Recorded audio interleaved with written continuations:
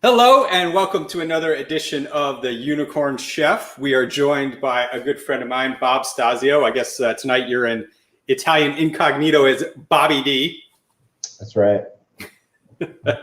Just shout out to Robert De Niro as well as my nickname of Bobby Digital.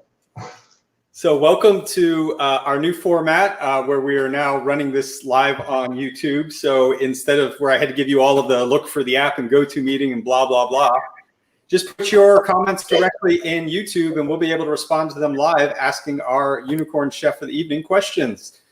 So, Bobby, first question, what are you drinking? That's probably the most important question of the night. I am drinking Stiegl Radler, which is a grapefruit beer. It is great. It's like a shandy kind of beer. And it has like a fruit flavor to it. So it's a great, and it's a bit of a tall boy here, right? So it's usually what I drink when I cook. So I could have about half of it while I'm cooking and the other half while I'm eating. I am drinking a local brewery, Lost Rhino. This is a session IPA. Oh. Okay, chicken milanesas, my friend. Straight from Milan.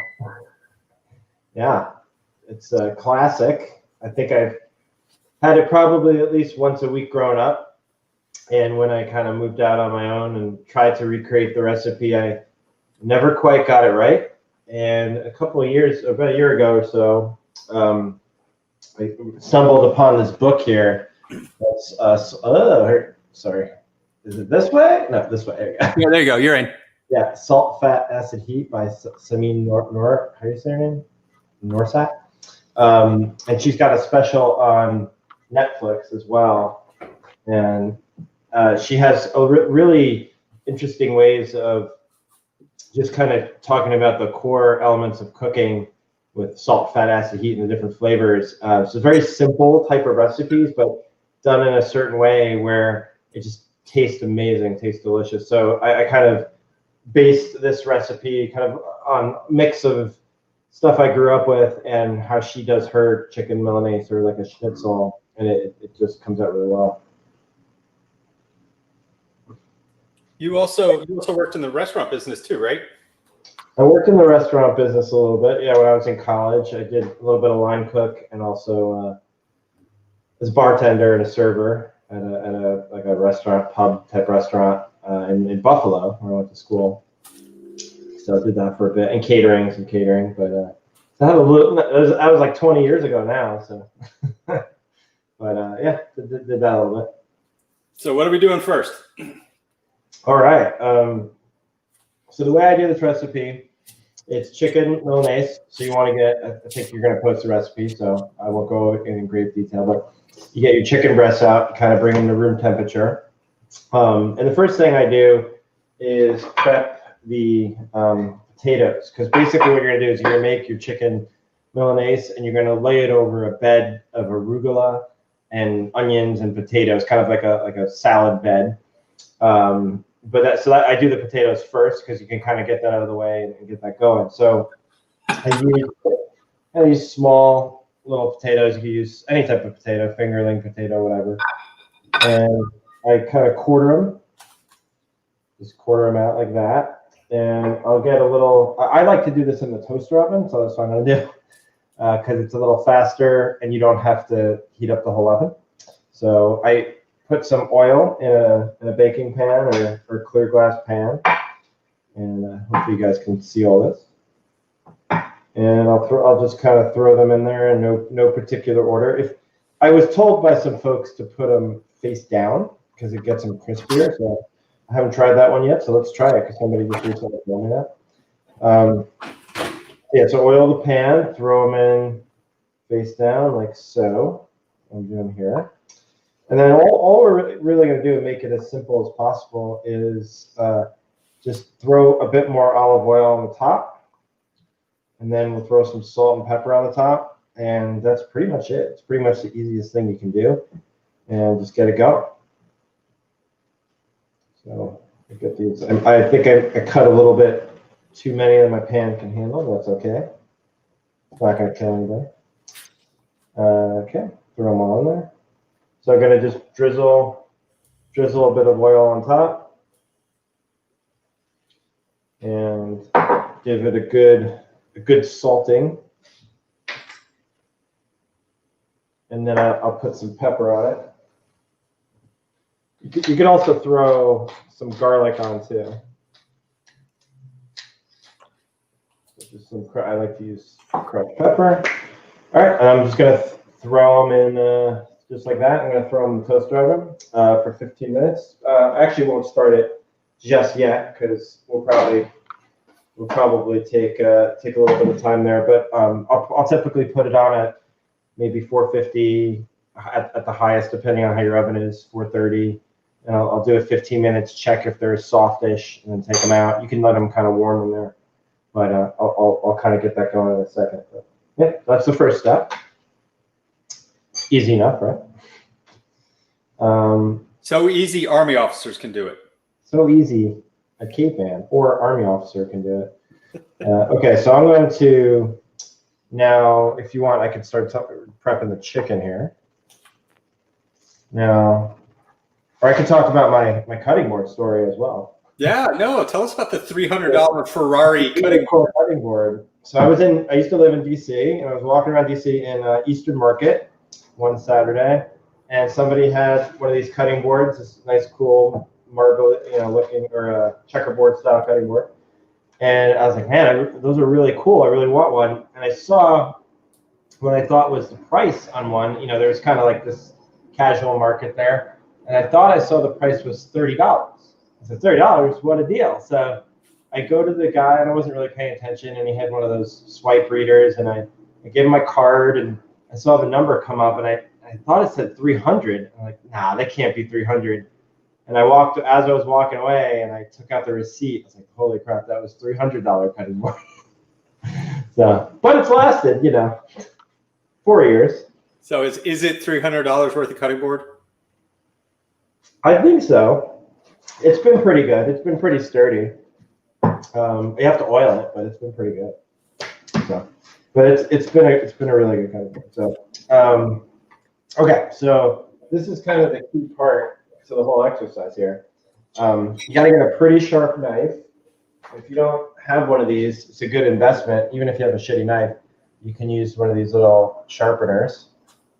Help, it kind of sticks to the table, and you can sharpen your knife. But what you do is so I have, chicken breasts by the supermarket, and they're usually fairly thick. You want to get it down to about a quarter to a half inch thick. So you want to try to butterfly the chicken. So what you do is you kind of lay it on the board like this. And I always use my protective layer. And I kind of try to start on the smooth part, and put my towel down here so it's not in the way. And I start from the top edge and try to get the knife pretty much directly in the middle of the chicken, and just cut lengthwise across the chicken, and butterfly it open. So you're kind of cutting lengthwise there, and try to get the pieces of about equal thickness. So mine happened to be, so that worked out pretty well. So you have two kind of breasts like that, or two halves of the breast. That's one. And you can buy thinner pieces of chicken, but this tends to be a little cheaper, and you can easily feed 4 people with this as well. So I think it's a pretty good deal. So I'll do the other one here. Again, you start at the edge, kind of cut down lengthwise. You can see it okay, right? Yep. Yeah. Okay. And just cut all the way through. And there you go. You got 4 chicken breasts right there. Boom. So okay, now comes the fun part, the smashy part. All right. I think this is the part that a lot of people struggle with, because when you meat, you splatter, and how do you do that without doing that? Yeah, that's a good point. So you see my chicken breast here. I'm just gonna lay them out nice and even. Spread them apart as much as you can, and I'm gonna get some cellophane out, wherever that is. There we go. Oops. Yeah, so cellophane or plastic wrap, right? And just make a piece that's big enough to cover everything, or you could do them one at a time, doesn't matter. If you don't have cellophane, you can just use a plastic bag, like a sandwich bag. That works just as well. Spread this out a little bit. I think I'm gonna do one at a time, just so I don't screw it up. I won't get all fancy while I'm on video.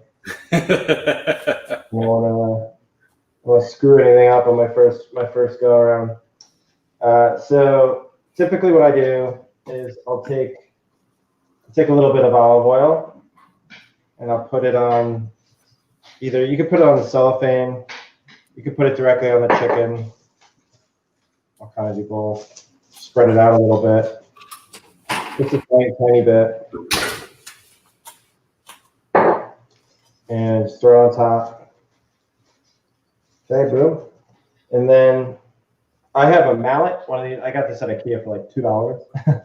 But if you don't have a mallet, you can use a frying pan, works really well, like a small cast iron pan.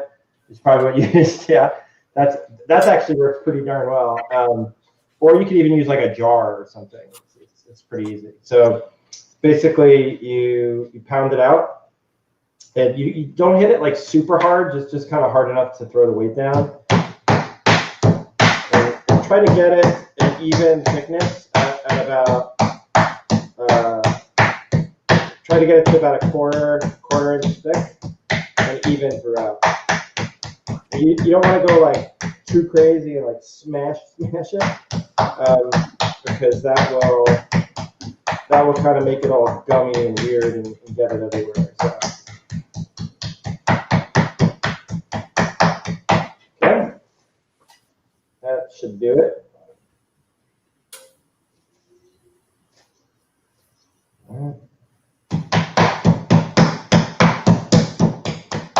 Okay, well, so I just do it.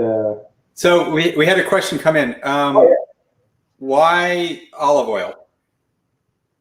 Why olive oil on the chicken? Yeah, why are you oiling the chicken while you smash it? I don't know. I guess it's how my mom did it. But I guess because it gives maybe a little. It allows you to take the cellophane off easier, maybe. It doesn't, because you're not like smashing the plastic into the chicken. Maybe it gives it a little bit of give, perhaps. I don't really know. Yeah. Again, you could. I've done it without before, but if I'm in a pinch and I don't have any, yeah, you could totally just do it without that. Or like I said, you could use a sandwich bag. Technically, you could do it without any plastic, but if you're using like a frying pan or something, you don't want to get raw chicken on the bottom of your frying pan.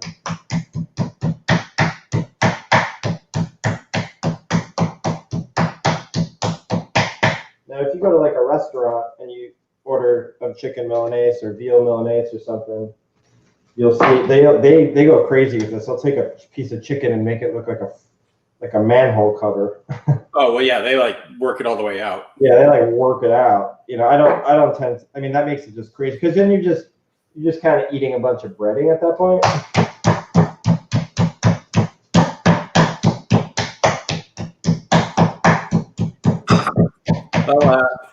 The American consumer likes fried bread, Bobby. I've noticed that. I mean, who am I to question the American consumer? Okay, so that's done. I'm going to actually turn on my potatoes now. So I'm going to turn them to 450 and on, and I'm going to use my Alexa. Alexa, set a timer for 15 minutes. Gotta have the Alexa for cooking. Very cool. You just set mine too. What's that? Oh, yeah, really? No, I do not want to hear an inspiring quote. Oh, yours is like more advanced than mine. It tends to like do quotes and stuff. You must have like the newer model. It's the Echo Show.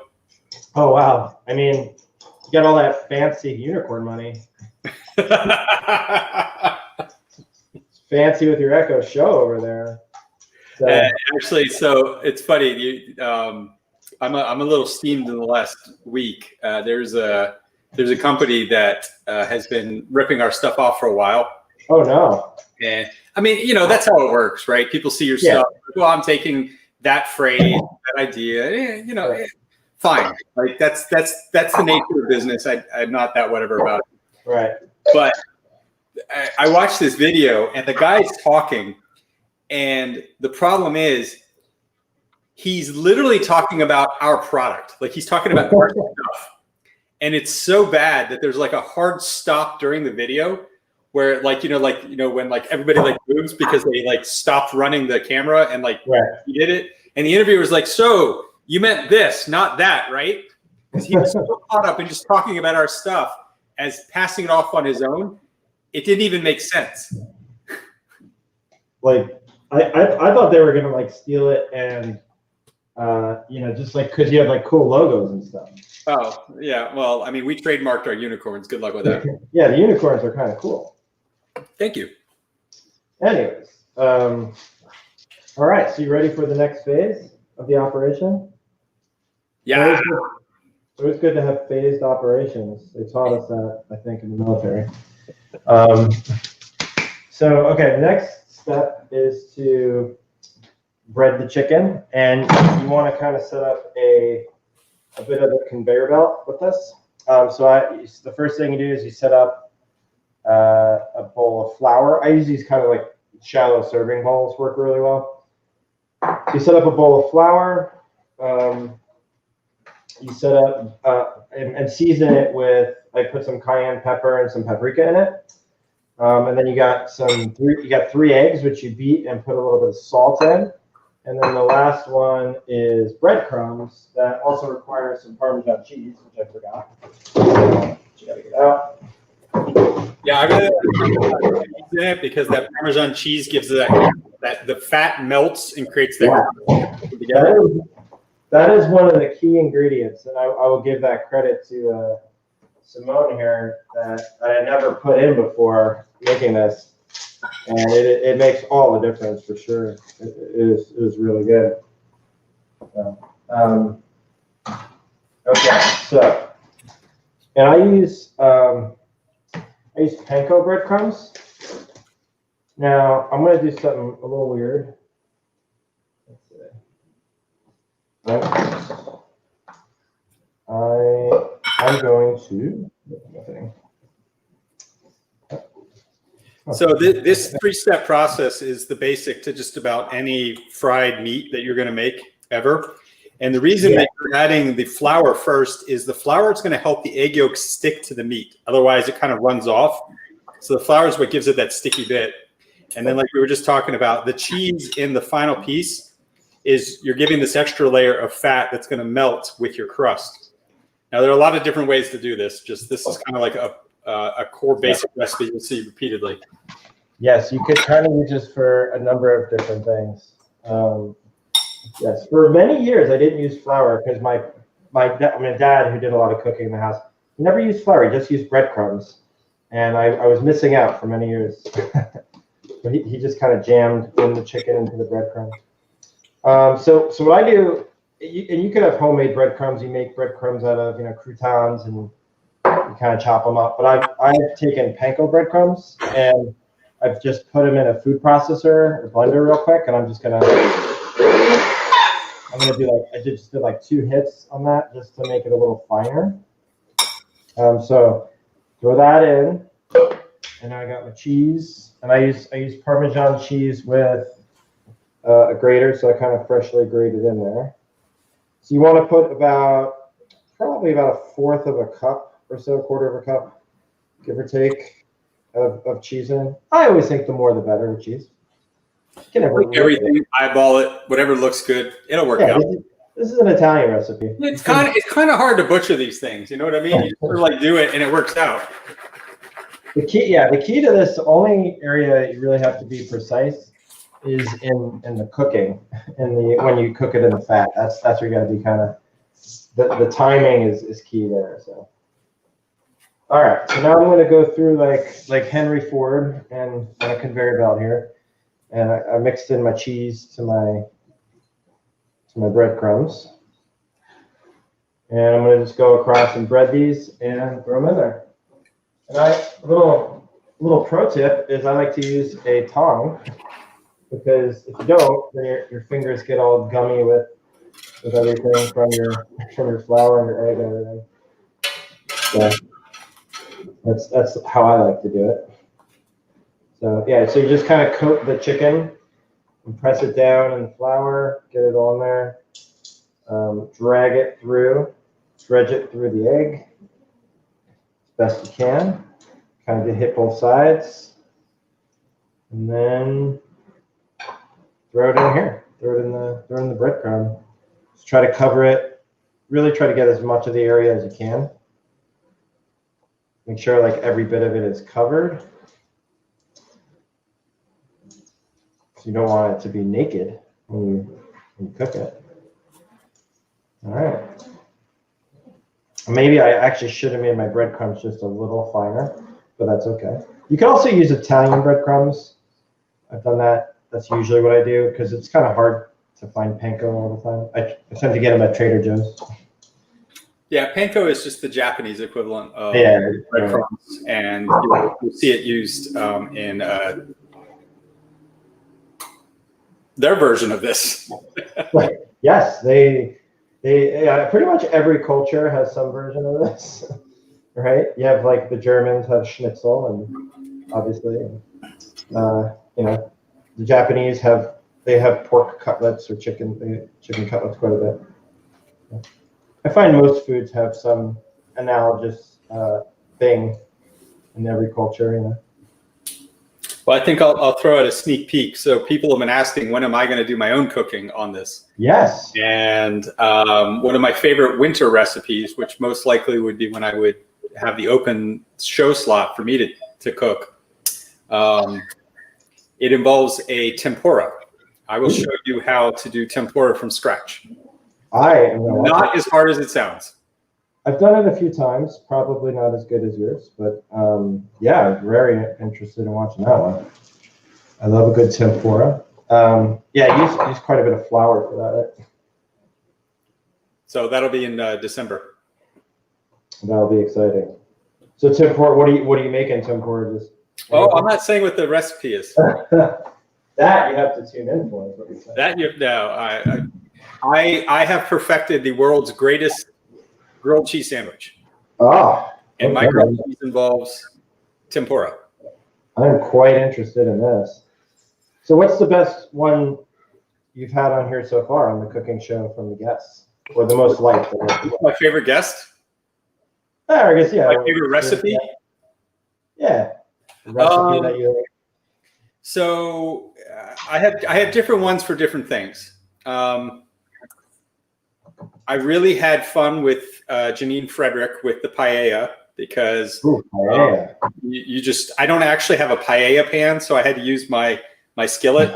I'm not a fan of having like different things for different things. Like I would make whatever I can work.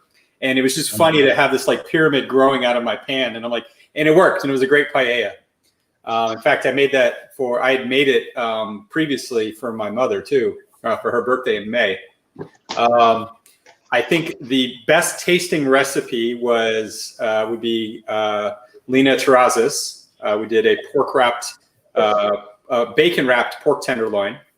One of the tricks that was a new trick to me that I use the most is from Chris Krebs, and he showed me how he smoked cherry tomatoes, and then you just basically keep this mixture of smoked cherry tomatoes and oil, and you just throw them in everything. And so I've actually modified several other unicorn chefs' recipes with the smoked tomatoes I have on hand because I make them every week. So I really like learning that one from Chris. Ooh, that's a good one. I'm gonna have to think about that because actually I hope you're using it in the salad tonight. The tomatoes? It being fall, I actually mixed it up with chopped apples. I did see that in your Twitter feed. I thought that was so that's what the apples are for. So my bed of vegetable is going to be the arugula with the red onion. Of course, I got my super fancy balsamic vinegar that I'm really excited about. And then chopped apples with the potatoes. Very nice. Which I even thought about roasting them, but I'm like, nah, I'll keep them raw. So yeah, you could definitely mix up the salad, and by the way, with this recipe too, like you can. This is just kind of a base. You can make chicken parmesan with it. You know, you can throw some mozzarella on it and some sauce. You could do all types of stuff. You could once you make it, and I usually have leftovers the next day, and you can make a sandwich with it, chicken cutlet sandwich, or I chop it up and put it in some pasta. So definitely, it's pretty versatile. Yeah, I only made 2. Well, I took one breast and just cut it, so that's all I've got. Is I should have done that. And I'm presuming my daughter is not going to eat it, and I'm already looking at it tomorrow and thinking, I forgot to get the better bread at the grocery store. Your daughter's not going to eat it. No, I'm going to eat. No, yeah, she's finicky. One day you'll have a teenager. I know. So I always sprinkle a little bit of the extra breadcrumbs on the top as well. So you just make sure you got coverage. Okay. All right. I think we're good right now. I'm ready. All right. You ready to put it in there? Yep. My skillet is heated up. All right. Shall I turn my? Oh, I haven't even heated my skillet yet. Oh boy, I'm behind the 8 ball. Yeah. So at home, when you start breading your chicken, that's the time. Heat up your skillet. You want the skillet to already achieve the temperature that you want when you're going to put it in, because that's how you're going to get that golden crust versus more of a soggy sticks to the pan. And you're going to lose most of it. Right, you do want it pretty hot. I'm using it's actually I just bought this La Crusette, which is really cool to cook in. Ooh la la! I know, fancy. I don't even have unicorn money. I have hand-me-down ceramics. Yeah, there you go. But you can also use a cast iron as well. That's what I typically use, a cast iron. Okay, so one of the just a little bit. So I'll let this heat up. Get it going. Yeah, I failed on my cooking timing. I apologize. So one of the things that's kind of the key to this recipe as well is to use clarified butter. Are you using that, or are you just using oil? I don't have any ghee. Yeah, ghee or clarified butter. So you can make it as well.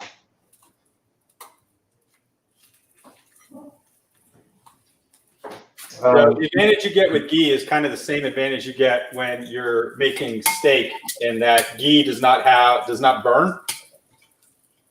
Right. So you can also make it with like a pound of regular butter and kind of melt it and run it through cheesecloth, but it's fairly kind of wasteful and doesn't work as well. So Trader Joe's actually sells ghee.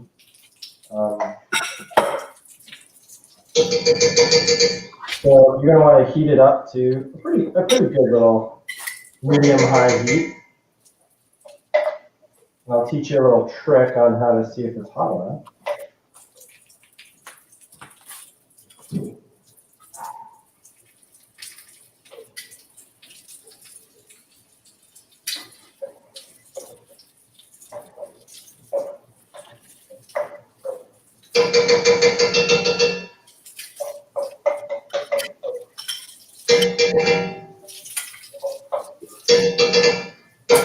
Yeah, olive oil works fine if you don't have ghee.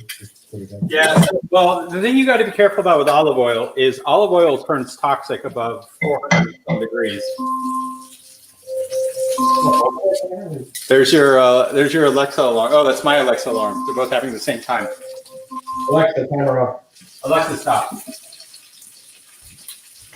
You are the first person who has hacked my name of thing during the episode. There you go. I'm not going to say it 'cause I don't want her to talk to me right now. I thought you were an IoT guy.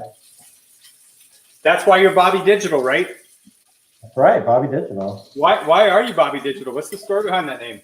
That's just like, I guess there was a rapper, Bobby Digital. That's not why it's your name. Was it Wu-Tang? I think it was Wu-Tang. Some people ask me like, "Oh my God, are you a fan of Wu-Tang?" Because Bobby Digital. I was like, "No, not really." It's just like a nickname. It was like he was popular when we were in high school, and people just started calling me Bobby Digital. So kind of stuck. And that's how nicknames are born. What was your call sign when you were in the Army? Rogue 6. How cool is that? We were, I was a SIGIT platoon leader. So the specialty platoons had like a 6 call sign because they were individual. If any of you guys know call signs. And I was able to pick it. So, and we picked we kind of started out a new unit at the time. And picked Rogue 6. As a little shout out to Star Wars, Rogue Squadron. Because we're all nerds, So here's how I test to see if my stuff is hot enough. I sprinkle a little bit of my breadcrumbs in there, just a tiny bit. And when they start to kind of sizzle, the oil or the ghee or whatever you're using is hot enough. So actually mine's getting there. I'm gonna give it just like 2 more seconds and get my plates ready. I'm gonna check my potatoes and see if they're softer. Oh, they're doing good.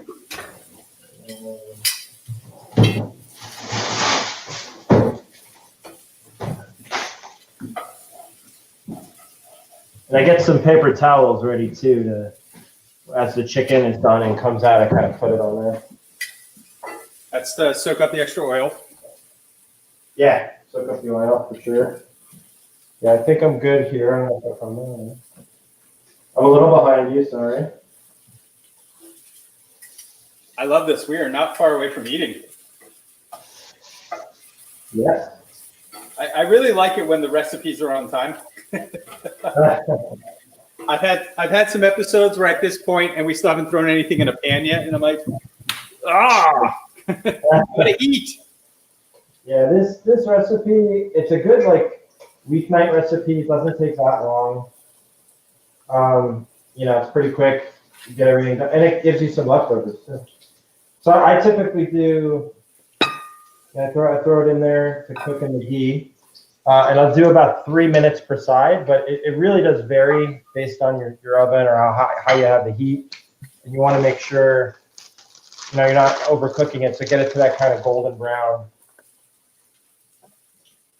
So I'll do usually 3 or 4 minutes aside.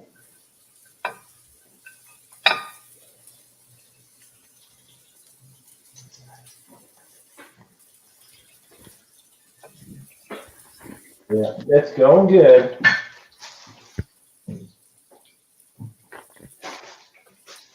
At this point, I'll get my my lettuce ready. What is that? At this point, I'll get my lettuce ready, which is fancy lettuce. Oh, okay. Arugula is lettuce? It's lettuce, yeah. I did not know that. Yeah. My training is limited to Latin. It's just messing around. In Italian, you say lettuce. Lettuce. That's not true at all. Don't tell anybody that. Okay, so yeah, these are. Oh man, it's like preset. It's all four cutlets. Pretty good.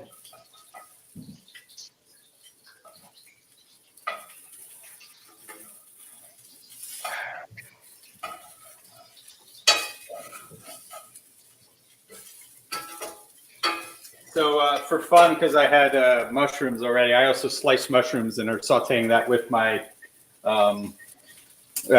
chicken. So yeah. I think I can get from Marsala here shortly. I was gonna say, yeah, you could do a whole lot with this. It's just kind of the base, right? You can make a brown sauce, make a bit of a gravy.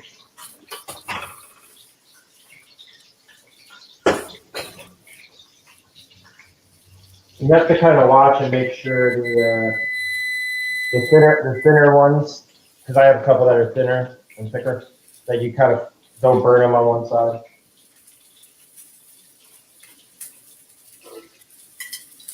I'm about into my Swiss now.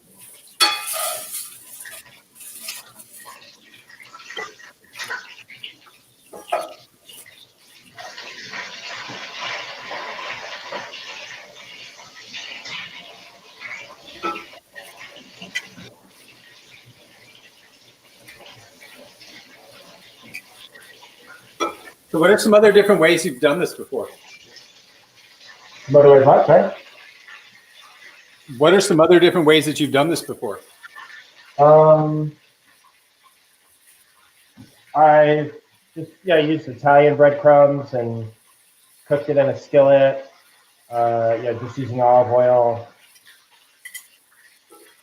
I'll add some mozzarella after it's done, and some sauce. Make some chicken parm.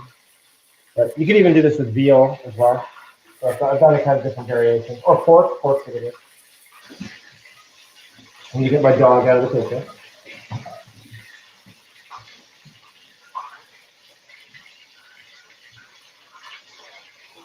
And my ghee is bubbling.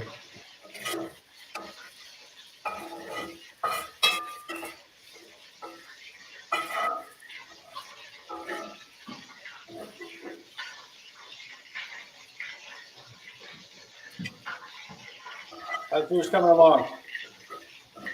What's that? How is yours coming along? I know it's hard to Pretty hear. good. Pretty good. One side of my pan didn't get as hot as I wanted it. Don't let me rush you. My first time in the La Crusette. So. We're on the maiden voyage. Well, I would imagine it works a lot like skillet, where you got to give it a few minutes to come up to speed, and you were doing that afterward.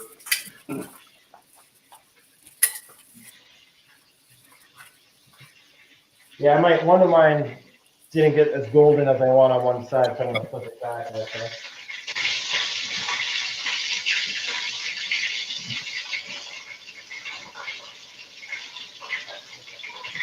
So what oil did you say you're using? I missed what oil you mentioned. Are you using canola? For what? What oil did you say you're using? Are you using canola? Yeah. Yeah, that is good. It does come out pretty well. So one of the things I like to do with, what meal was it? I had a meal that had extra oil. It might have even been from Monday night's cooking show, which was a reschedule. And so oil, you can reuse oil. I mean, within a certain period of time, like you're still good to go. And it picks up all those extra flavors. Yeah. That's what I was reusing tonight.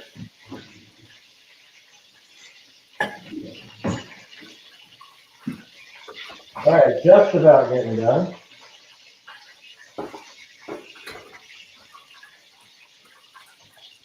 I got my first two coming out. Looks pretty good. Well, I'm going to take a bite of the bad boy I've got already out. Oh yeah? I'm almost done. You know, for quality assurance purposes.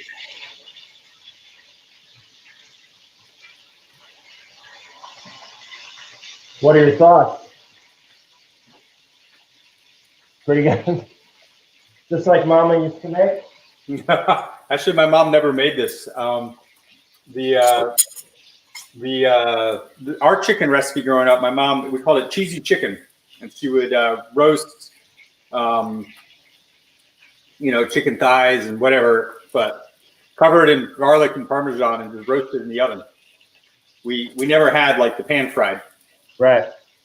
This was like one of we were very much in the Italian staples when I grew up. So, a lot of pasta, a lot of chicken cutlet, meatballs. I'm gonna have some more. The other part, looks. I'm almost done.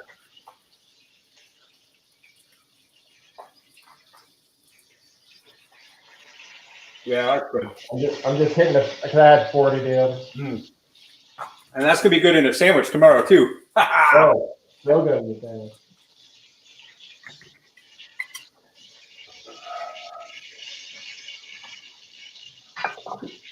Ooh, and it looks really pretty. It looks really pretty in my louchette. Look at that. Yeah, these are my 4 here.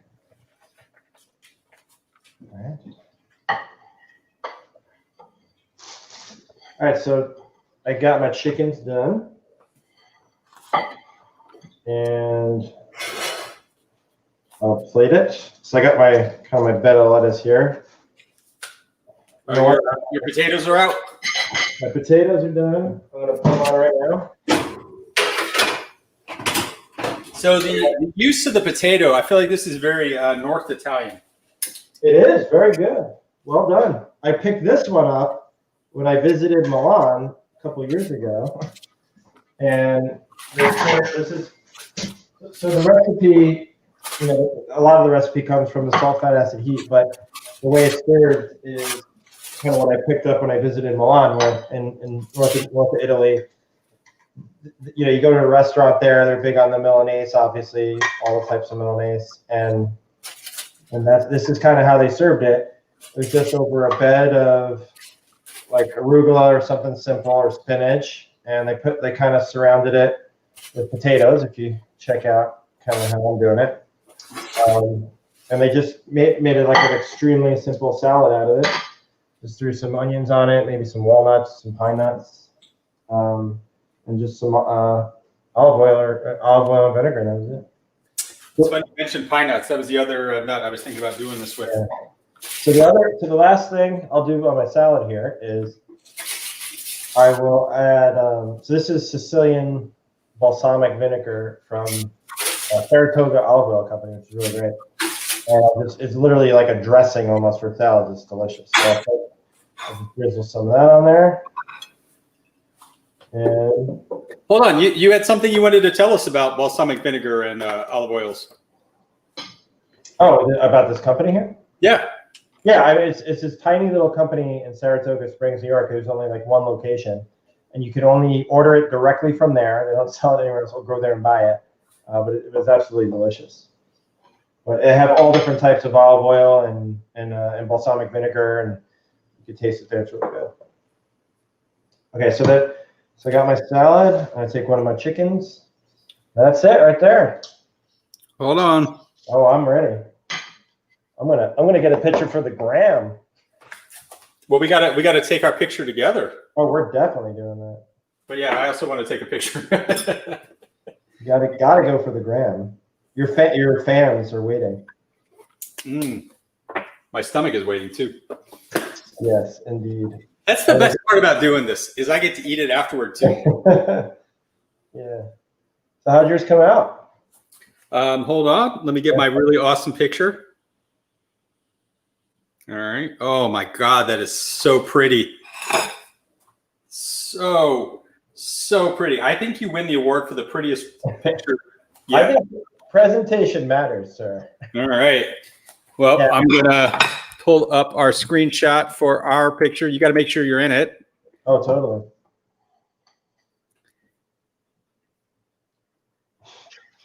Oh, that. Oh, that does look pretty. Might have it. There we go. And ready? Yeah. Cool. All right, shall we mange? We shall. Bobby, thank you for coming on the show. Any parting thoughts for everybody at home? No, thanks. If you joined, thanks for joining. I hope you're able to make it and enjoy a little bit of Northern Italian deliciousness. So tune in next week for our guest, Safe Sex. That is his moniker he's using. And remember, #UnicornChef. Share what you made so we can see what you did. Thank you so much for joining us. All right.